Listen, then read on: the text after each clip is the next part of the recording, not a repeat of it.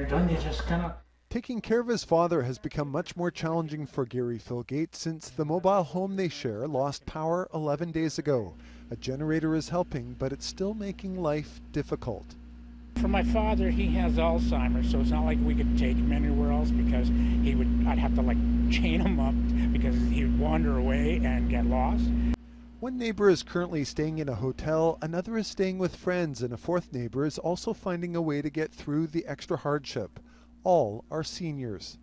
The water that comes out of the tap is about 7 degrees, so you wind up with cracking on your hands, and it's cold. And so you got to fill up hot water kettle, and when you put a kettle on, you got to unplug a cord, run it somewhere else, move a cord around. How do you feel about that, Dad? About there being no electricity? Well, it's not good.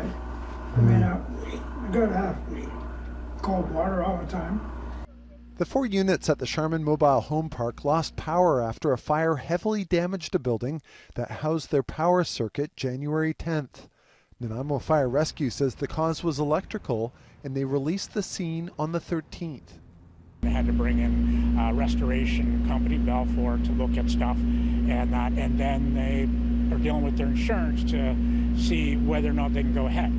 BC Hydro says it can't help until a customer, which in this case is the mobile home park, calls for service. Today the park's office was closed and our messages to management were not returned before deadline. Please leave a message and I'll return your call as soon as possible. Thank you. Philgate says he's been told it could be days, if not longer still, for the power to be turned back on. What are you calling on Charmin Mobile Home Park to do?